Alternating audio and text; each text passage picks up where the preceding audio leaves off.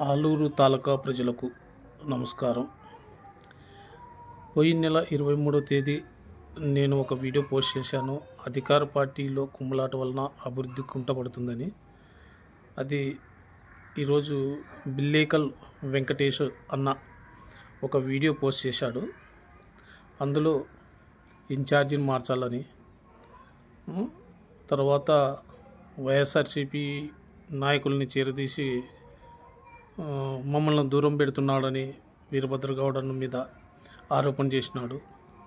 అదేవిధంగా మండల నాయకులకే పవర్ ఇవ్వాలని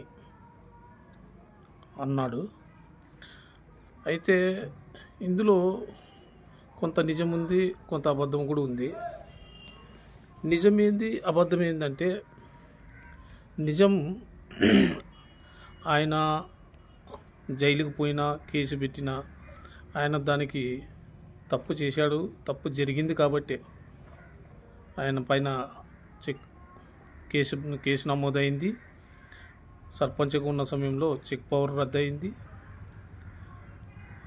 అది నిజం. వాళ్ళు సర్పంచ్గా ఉన్న సమయంలో ఆడిట్ రిపోర్టు తీసుకొని దాన్ని లోకాయుక్తలు వేసి విచారణ చేసి వాస్తవాన్ని తేలిన తర్వాత చెక్ పవర్ పోవడం జరిగింది.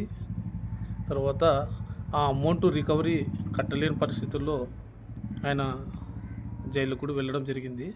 అంతేగాని ఏ వైఎస్ఆర్ పార్టీ వాళ్ళు ఎవరు ఆయన పైన కక్ష పెట్టి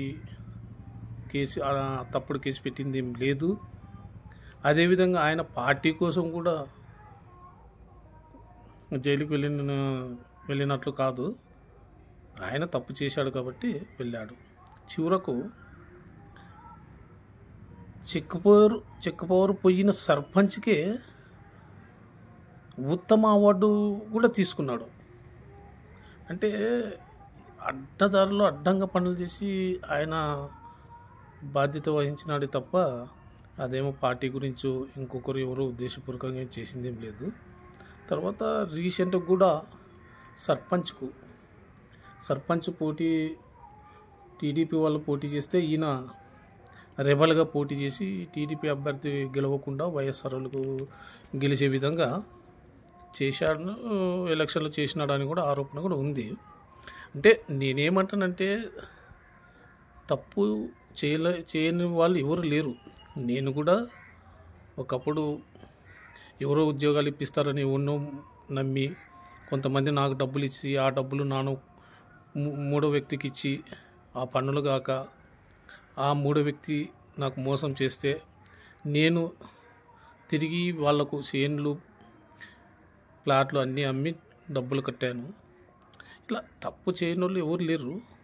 ఒకవేళ గౌడన్న కూడా ఏదైనా పొరపాటు చేసినాడో ఉండొచ్చు, చేసిండొచ్చు, చేయకపోయిండొచ్చు. అంత మట్టికి